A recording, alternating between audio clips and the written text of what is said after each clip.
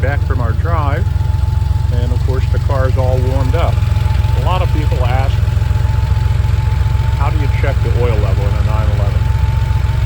Well, number one, only do it when you're on a perfectly level surface, after the car's warmed up, while it's running.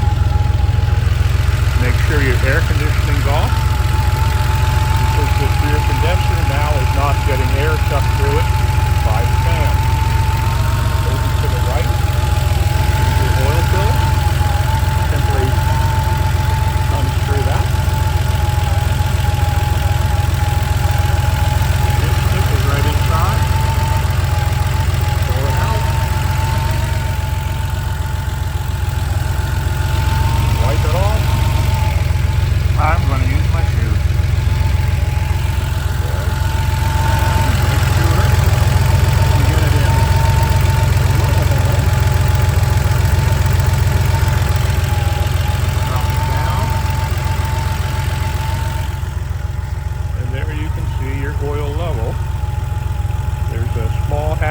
Here and another hash mark right there, and you can see we're about halfway between, and that is just fine.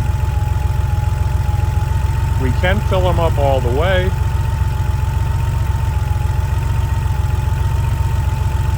For those that don't drive the car very aggressively, they can then come back at 3,500 miles for an oil change and not have to have added a quart during that time.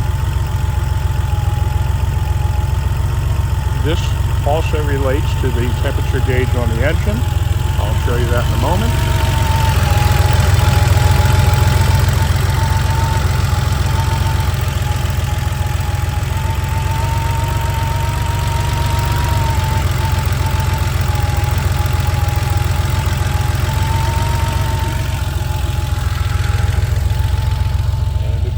It was about halfway. Here's your oil gauge on the right at about halfway. Again, when you're driving, don't even look at it. What it says is irrelevant. It's going to go up, it's going to go down.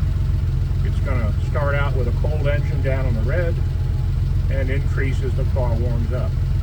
We only care what it says after we've had a drive, after the engine's warmed up. There you can see temperature also at about 9 o'clock.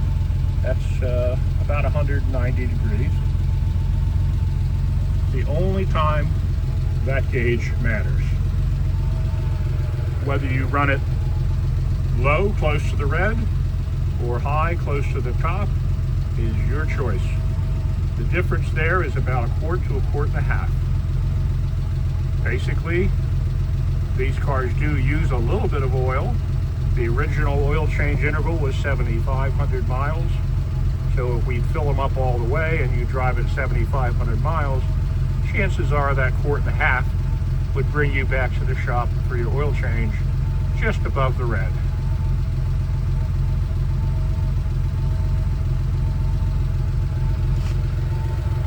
Now, while we have the hood, trunk, and doors open, doors, of course, are no problem to close. Your deck lid, almost nothing underneath there but sheet metal, so don't use your palm.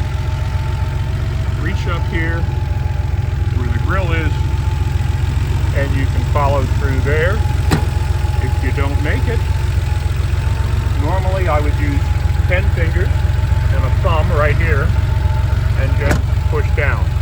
10 fingerprints are easier to clean than remove one dent. The same thing for your hood. I have released the latch already, so we just have the safety catch here and up. Of course, there you can see one of the VIN stickers, of which there are 14 on the car, all of which are present on this one. amplifiers for the stereo system, a toolkit, of course your fuse box down below, a nice AAA battery, your jack is underneath, your spare tire as well. When you close this, again, 10 fingers and fingerprints are much better than one dent. You can already see this emblem. It used to be convex, now it's slightly concave. That's from someone using their palm on the emblem like this to close it. Again, your latch is right here. Put your thumb here, your other thumb there, 10 fingers. Again, I can't, I'm holding the video camera, and get down and push. Again, fingerprints are easy to wipe. This one has no dings or dents there. So that's that. Hope you have a happy driving experience. I'm always available for questions on these